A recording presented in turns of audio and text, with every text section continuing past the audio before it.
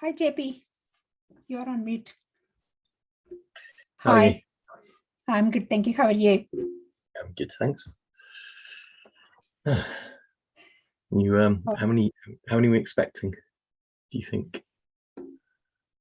Probably about 15 or so. Okay. Yeah, because there are 26 who have RSVP'd. Mm-hmm. And how strict is the timing that you've got on there? Because it's sort of there's, I guess, large chunks of time. So are we expecting to go until 9, or do you think it might finish sooner? Or it will finish very soon. We just leave link open for 3 hours just for the sake of it. We won't ever do that. Okay. Yeah. Probably that's what is scaring people off. Maybe I need to make it as a 1 hour session so that people won't feel scared. Oh my God, it's going to be a 3 hour session. And that is At the end of a day of work as well. Yeah.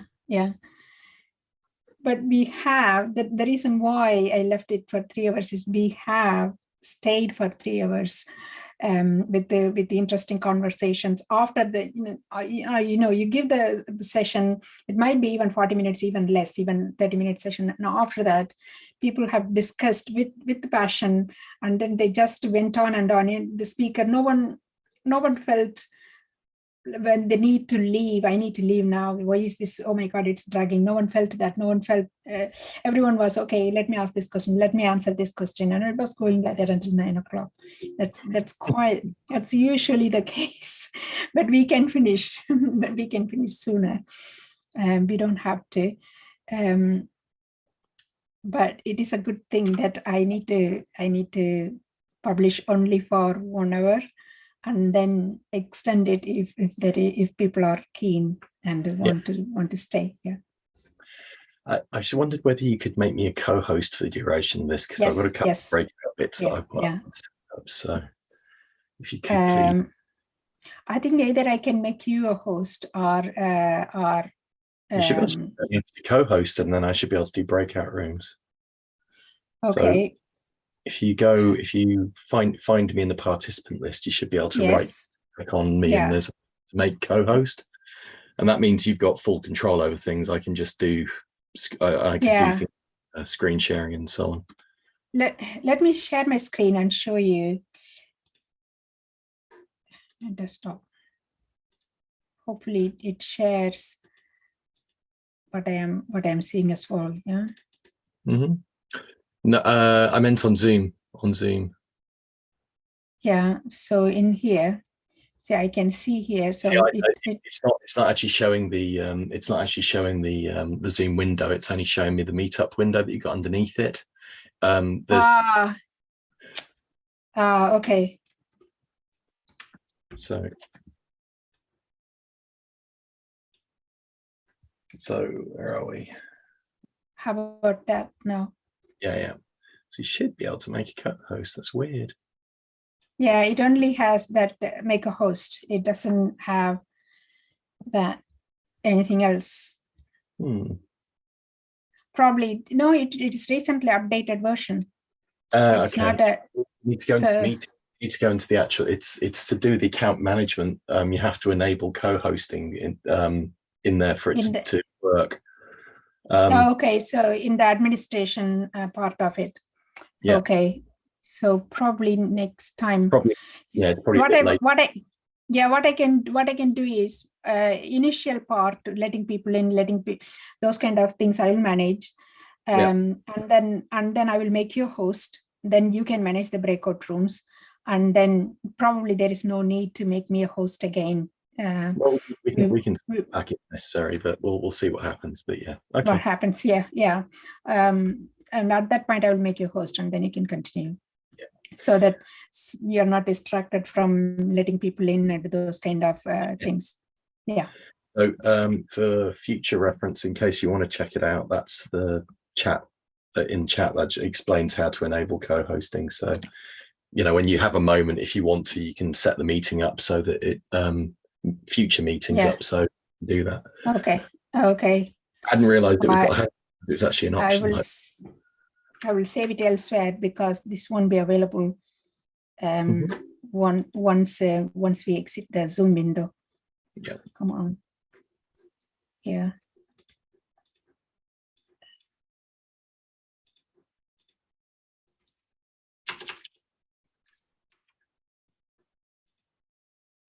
Yeah, I have saved it. What is this?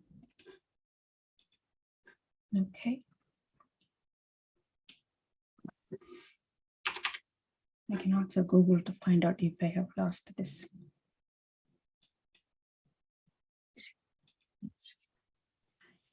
Right. Okay, so I am good. I got my book ready to talk about the book. I don't remember everything about the book. I read it some time ago. It is a pen.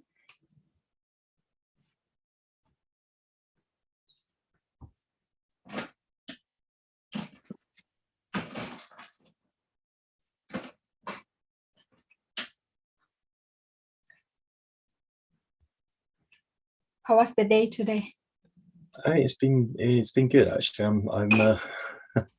We've been I was training with Jose, so we're doing some flight level training, but it was with a group from Finland. So because yeah, I'm actually going off to Finland tomorrow, so it'll be the first time I've ever actually been to go and visit Jose where he lives. He moved, so. Yeah, it must be beautiful there. Well, I believe it is. I think it's a lot colder than it is here. So yeah, that too. I mean, I have to pack and things, but yeah, it's not much. Yeah. So I'm only there for 3 days. So I'm back on Saturday. Okay. Let me ping my. He's not here.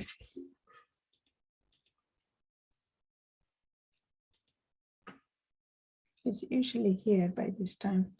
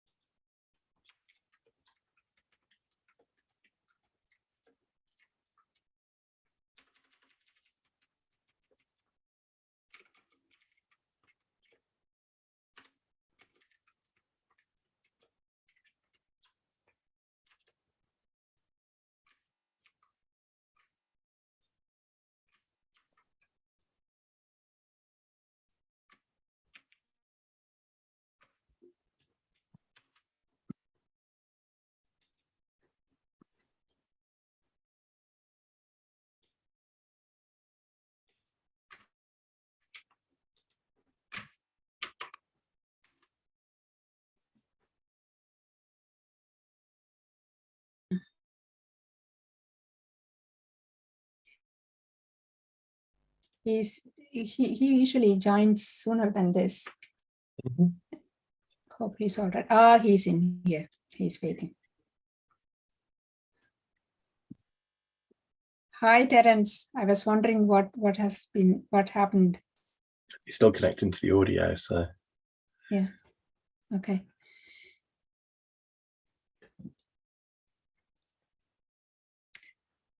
Hello. Hello. Hello. How are things? You're usually earlier today. It's just 6 o'clock. Yeah, it's just at the start. You mean me, Prem?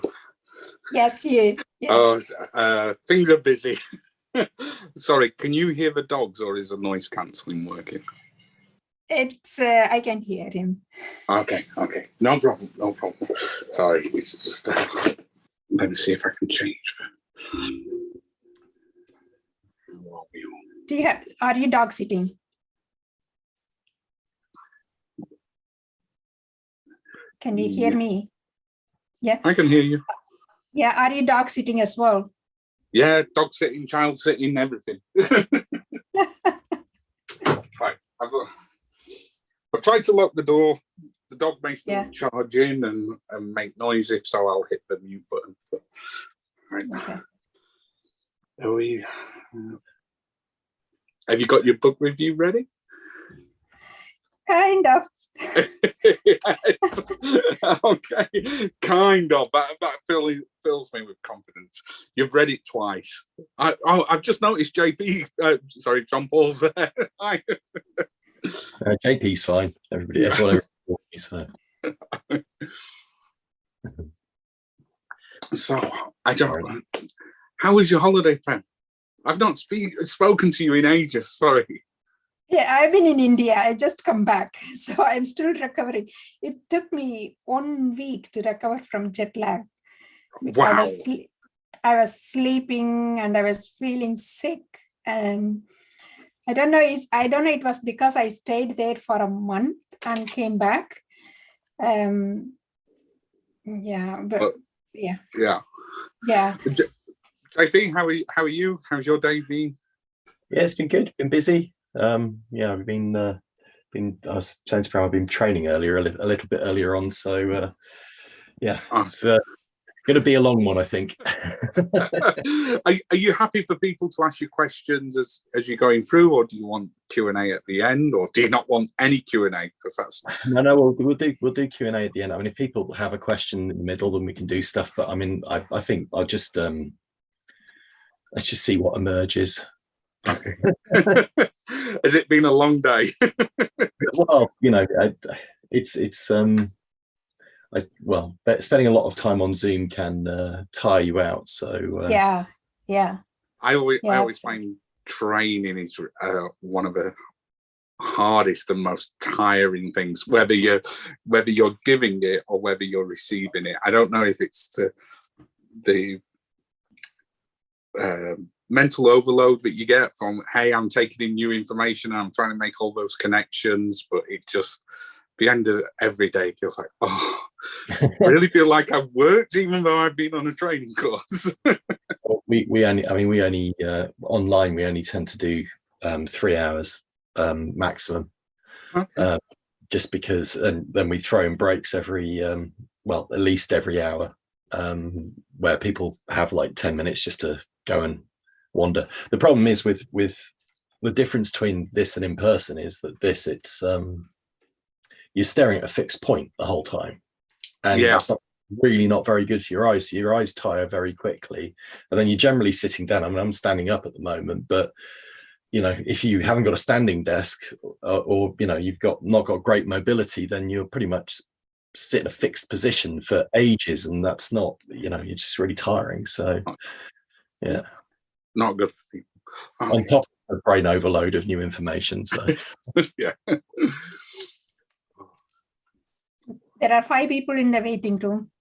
6 people now. Do you want to bring them in, or is it like a nightclub? We think that the bigger the more people. No, I can let them all in. And somebody dropped out. Oh, there we go. They think we're not ready. So I can let them all. I can let them all in. Okay. Okay. Yeah. Yeah.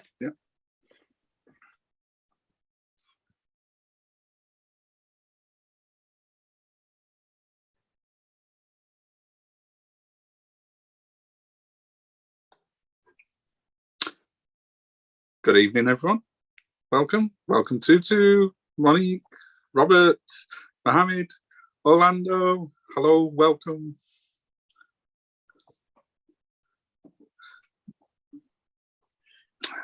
Some people are still joining. Yeah, we'll just give it a few seconds.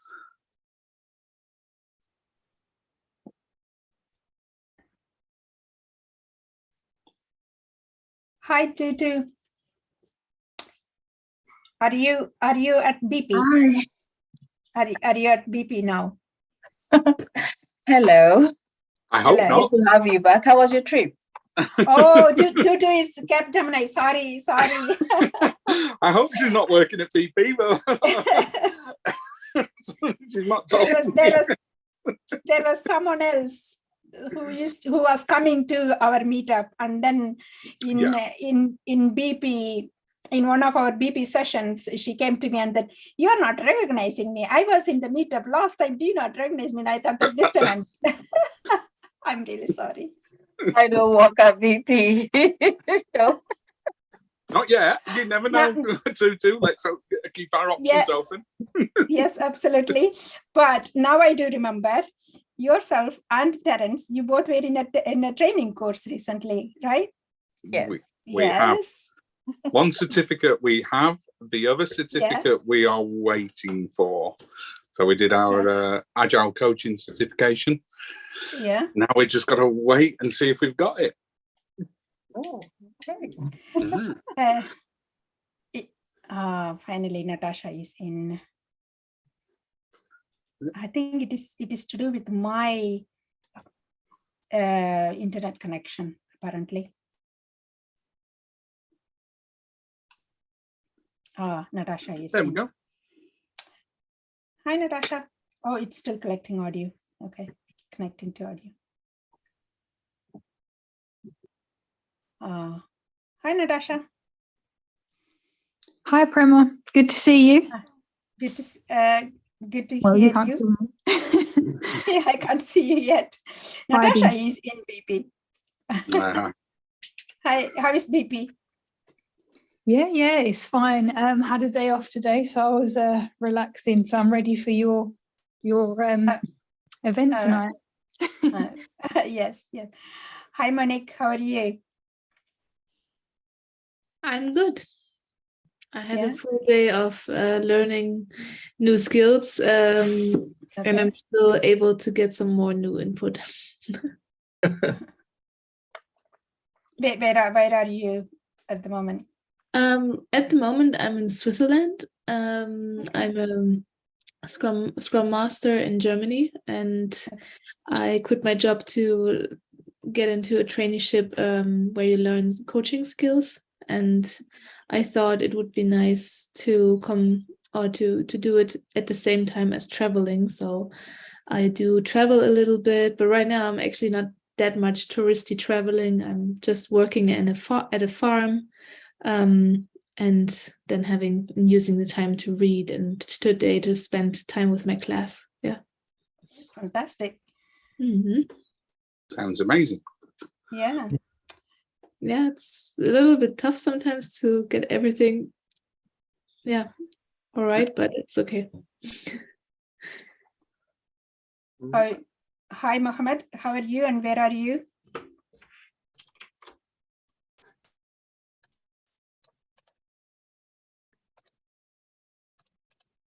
You're muted, Mohammed, if you're speaking.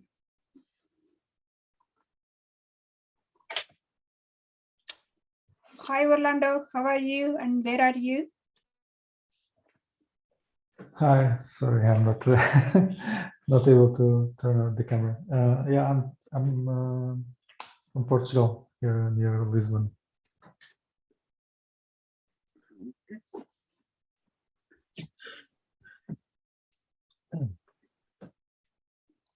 Very nice, very nice. Sorry, I was on mute myself.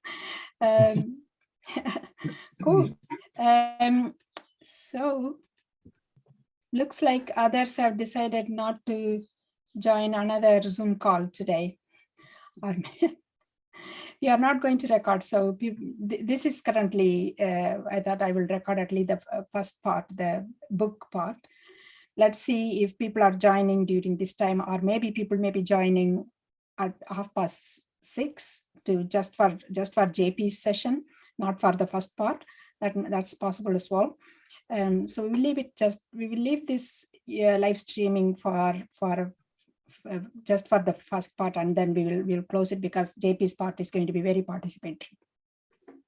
Okay. Right. Okay. Moose heads on the table. It's like Karin Telelius. I don't know whether I am pronouncing the name correct. Karin probably is close enough to the right pronunciation. It's from Sweden. Stories about self-managing organizations from Sweden. Moose heads on the table is the Swedish version of Elephant in the Room.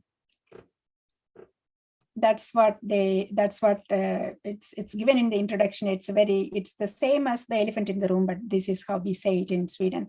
And I quite like that they stuck to it instead of changing it, because the book is in English. So let's go to what the English version is, which is like elephant in the room. Instead of that, they stuck to it, which is quite nice, because we get to know what's the Swedish version and how different cultures have certainly similar as well as different way of saying this, saying things. That is about the title. The book is about her experience in creating self-managing organizations. But she started this whole thing in the early 90s. It's as old as the Agile Manifesto, if not older.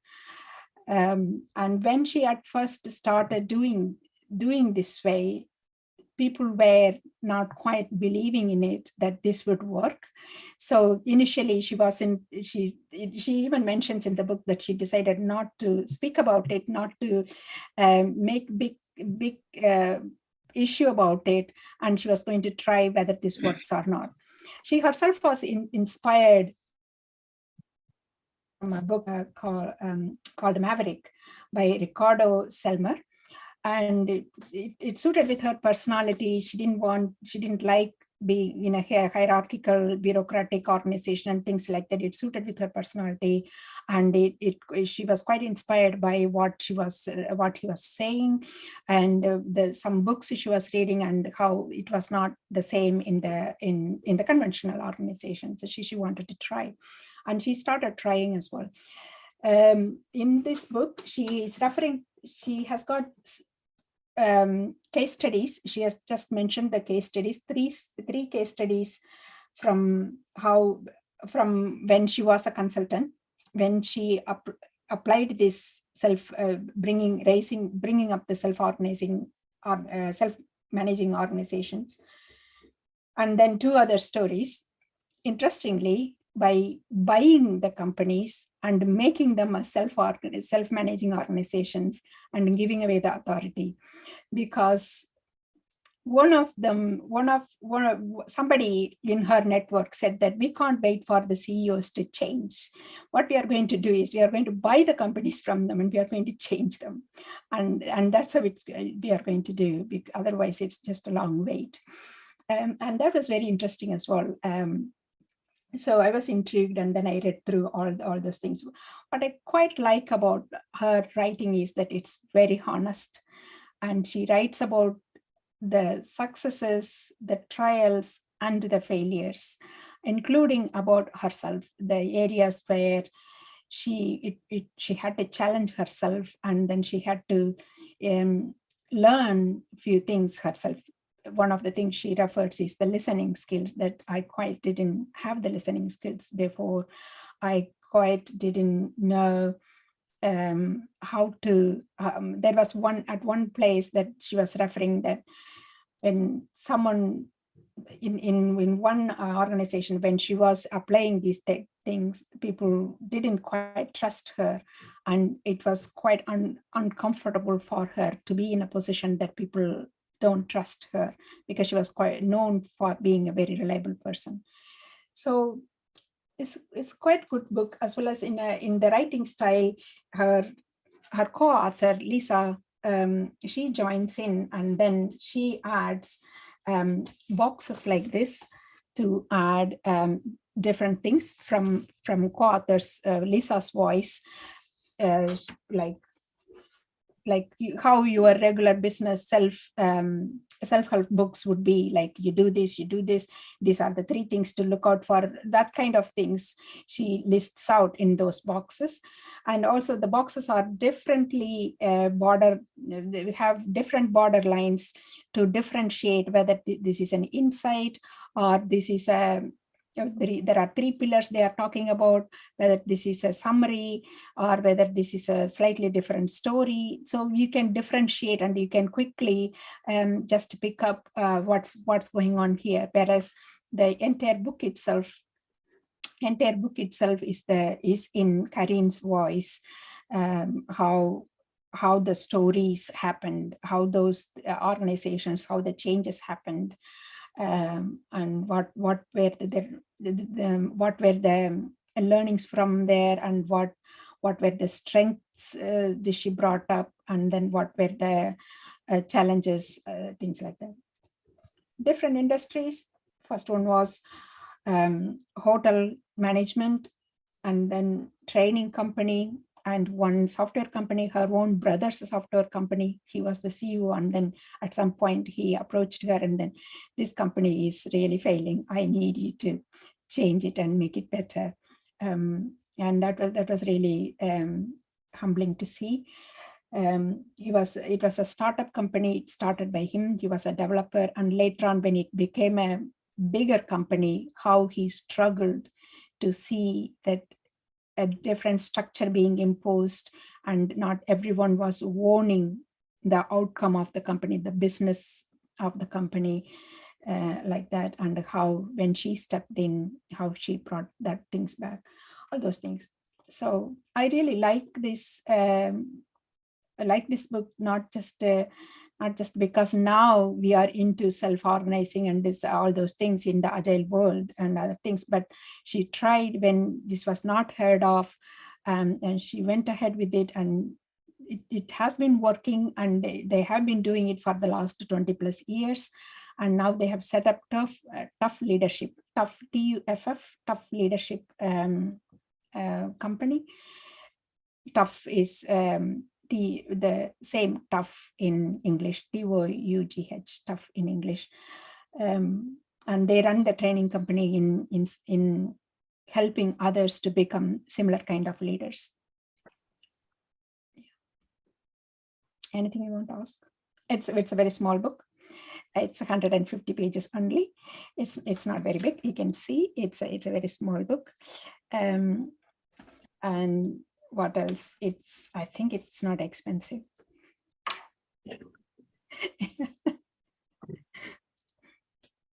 I don't remember how much it was. I can quickly look up on Amazon and tell you how much it is. So Prem, you said there was lots of like the areas which had got the insights and different things.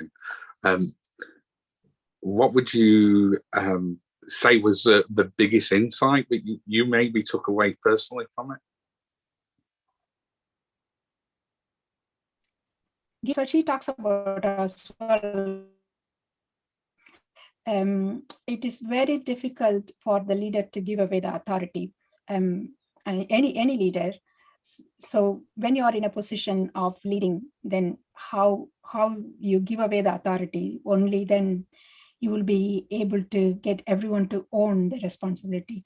And there is another thing she mentions as well, that it's not like let's try it in small, like let's try 50% of giving away authority and let's keep the 50 other percent. It doesn't work like that, because people think it is pretense. So you give away the authority, you give away 100%. There was one time when she was the CEO, interim CEO of, I think it was her brother's company. When she was the CEO, she had to go on a holiday, and she had for a split second, she thought that I will leave my contact detail with the people in case of emergency, they can call me. And then she decided against it. She didn't leave any contact detail. And coincidentally, there was a crisis situation, and people managed it. And then when she came back, she learned about how it was really a crisis, and how things got managed. And she was also glad that she didn't leave the contact detail, because if she had left, people would have called her and she would have stepped in as well. So quite a lot of those things, even at that time, she would have stepped in and people would have called, and that kind of situation. But not leaving the contact detail was something that she did. And whenever we are in some organizations, I see when they give the out of office messages, people often give that I'm not here, please contact someone else. But sometimes people say that in case of extreme emergency or whatever, that there is my mobile number at the bottom, you can contact me. So that actually says that I am happy to be contacted. And people, when they see such a final mobile number, people always will contact that person. They won't contact the second person in as given as a delegation or whatever. So people need to really think that I'm not running this club. I have to really step back and giving away the authority. Yeah. Cool. Thank you. I think there was a question in the chat as well. Oh, okay. It's from Natasha. Are there top tips from the author's view in how to form self-organizing teams and organizations? Yes, given some 3 pillars. The first one is it's not a surprise that coaching mindset. You take the coaching mindset, and they have given a few coaching questions as well, that you ask these coaching questions and those kind of things.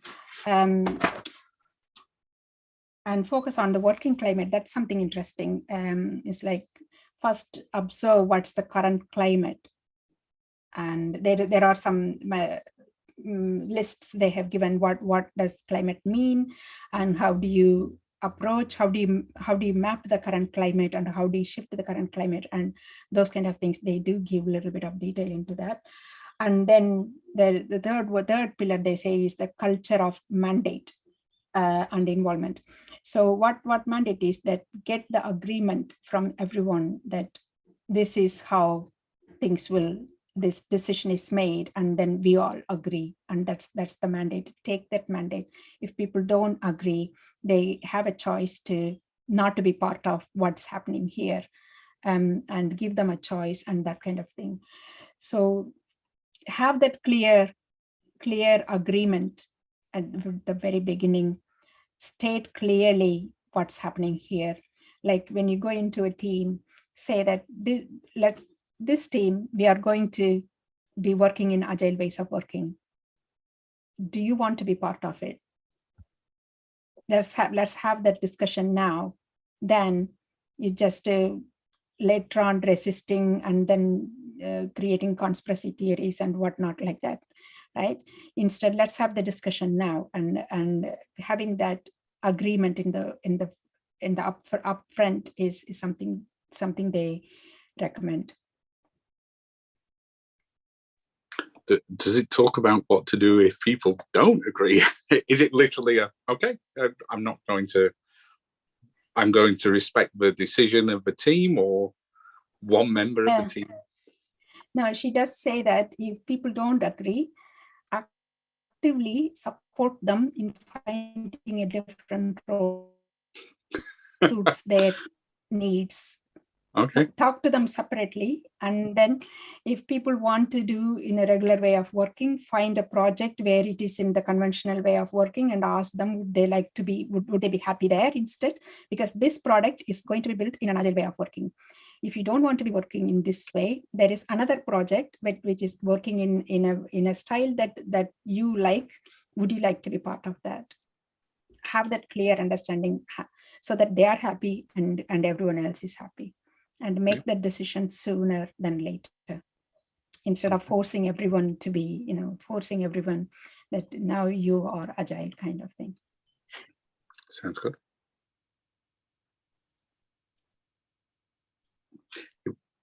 Has anyone else got any questions before I jump in and ask another one? I've always got loads of... Sorry, Fred. Go ahead.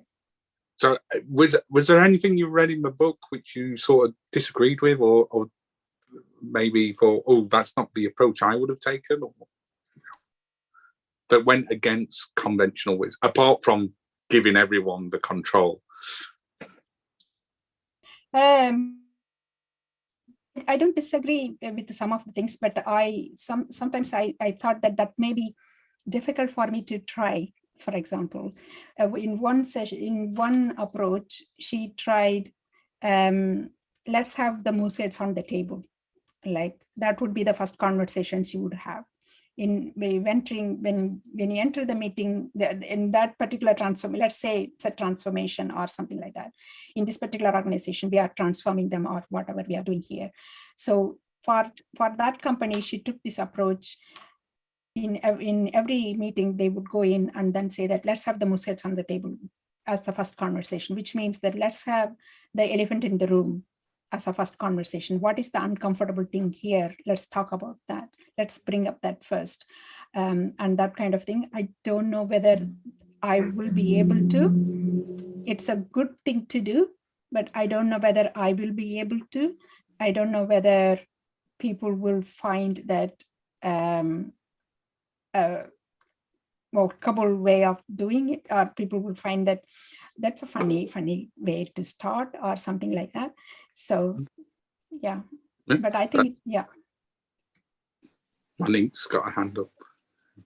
Yeah, I mean, I have also a question, but I think to be able to put the moose on the table or moose's head, there must be a certain psychological safety, you know, and there's a lot of personal things that have to be set up before you bring them up. But in general, it's I think it's a good approach. I personally had experiences where I could see product owners and dev team not talking anymore. There was also the controversial that the product owner was on the client side and the developers on the agency side. But regardless of that point, they were not talking to each other anymore. And I was so new, and I was not just new as a Scrum Master, also new into IT still. And I've asked people about architectures and like what the landscape looks like, and they draw it to me sometimes on whiteboards, and it was not matching. And at some retrospective, I was super afraid if I should do what I was thinking of, and my task for them was to draw the architectural landscape, and then we share them with each other and see where things fit together and where we have maybe missing points. And then it was super emotional. It was not like a fighting, but it was like everyone's faces kind of closed, kind of, because they now saw also what they felt before, that they have no one direction and different. Yeah, it's not even clear what the status quo is right now. And but through good conversation in a meeting, we agreed, okay, we will make one architecture for now and one for the future. And then over weeks and months, the talking was good again, and it was really cool. But that's a kind of the moose, you know. It was like, and for me, it was a nice way to put something there, but not ask for the moose. You know, I just invented something that will bring the aha moment, but not asking for the moose. But I think from after that point, step by step, I had their trust, so I could have probably asked her too. But that's maybe just like just like to comment on your on that. That's kind of cool. I also have a question, if that's okay. Yeah, of course. Yeah. You said at the beginning that she's also mentioning that we should not somehow just be mad at the leaders right now, but rather buy the company or something like that. Is that from the Moose book? Can you elaborate a little bit more on this? Because I found that statement interesting, but the way you explained the book, I haven't got more from that point. Yeah, it's in the book. The book is about her experiences of working with the different companies. And initially, she was a consultant to the companies, and one of them was her brother's company, and she stepped in as interim CEO. And later on, somebody in her network organized a meeting and between few like-minded people. A very similar story to how the Agile Manifesto happened.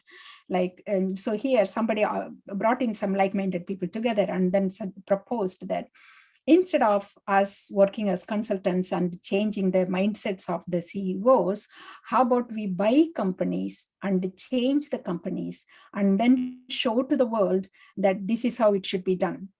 And then they did do that. It was a risky decision, but they all pulled their money together, and then they did buy failing companies. They were up for sale, and then they transformed those companies, and then they stepped out. Okay, now I don't need to be here anymore. It's self-managing and it's running.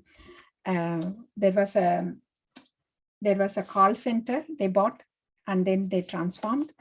And it was very nice to see in that call center, they had, when she was stepping out, the employees together, they wrote description of the role of the CEO for the next CEO, so that they know what the CEO is supposed to be doing, instead of they come in and this is what we are going to be doing.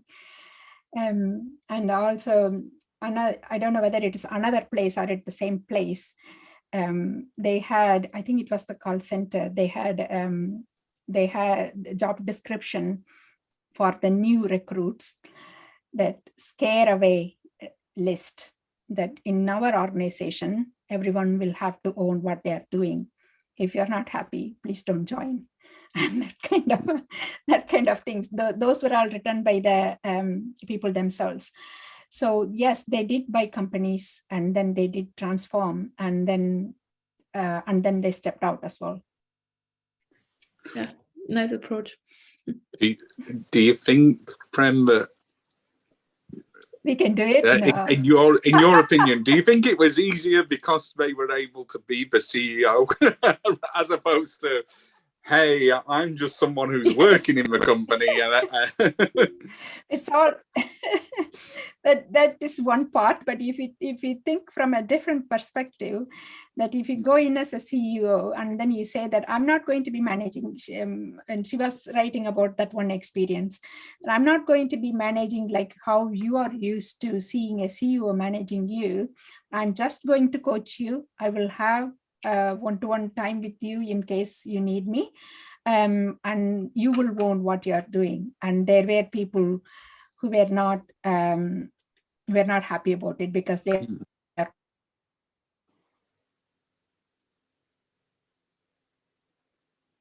was a struggle when she was not acting like a regular CEO. So that's also there.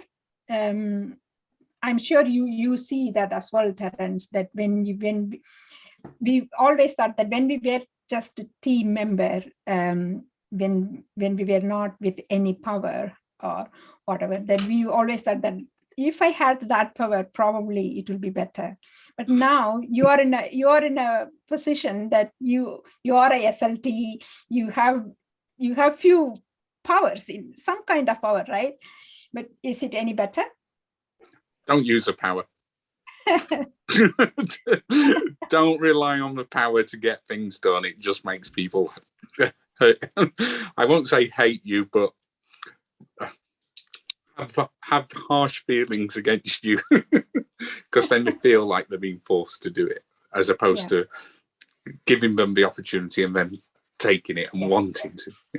Yeah. I guess that's a good point, that she gave people the opportunity, and then some people turn around and say, I'm not comfortable with this as well. Yeah. I think it's a good idea for transformation to ask, and then you can say, okay, you would decide to not be part of the transformation, then okay. I mean, this is the problem we have. Like, I mean, in Germany, at least, I'm not sure how it is in the UK.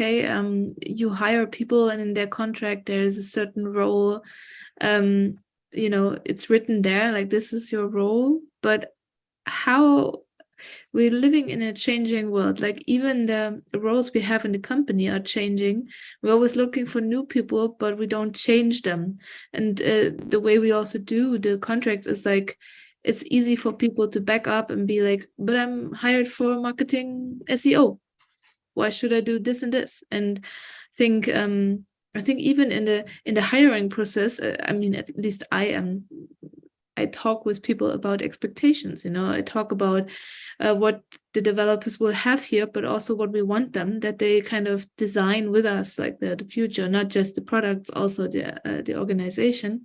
And but we also have to do this while onboarding. Like it's like, it's not well done, like we hire just some people, and then they somehow swim in the water and then survive, and that's their job, and it's how they might make money. And yeah, it's but the topic of leadership is of course super important, but it's not all. Like, I think having a direction would be very helpful, and then having a leadership that coaches me where I can have my mandate, where I have to get better, that in combination could do a lot, I think. Sounds good. Cool. Has anyone got anything else? I've got a question, Terence. So, what failures did she have that's in the book? She has a chapter on string of failures. Excellent. Yeah, there were some companies, they had gone back to conventional way of working after she had left. And there were what else I remember. As you're continuing, Brent, the author's just gone way up in my appreciation, because it's so easy to write about, oh, here's how everything went amazing, we did this, we did that, but to actually say, hey, we tried this, and they went back to doing stuff, and highlighting those failures, I think is really honest and open. Yeah, it's a small chapter, but she has a chapter on failures. Cool. Is there anything that sticks in the mind? It was the mindset. Whenever their mindset was not on the focus, that people didn't quite transform to the new ways. Some people didn't quite like the accountability, and that's from the people side. They're quite happy someone else taking the ownership, and they come in and doing the jobs. And sometimes when she was working as consultant with the leadership, some leadership, they initially are quite excited, quite happy, let's do this new way, and then realize only very late that they're not really giving up the power.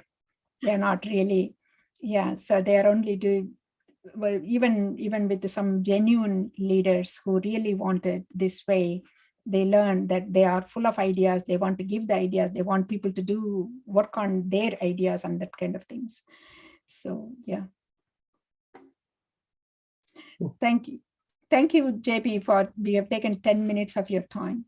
So, in which case, I thanks very much for everyone. Round of applause for Prem, please, and then the book. And thank you. on to JP, and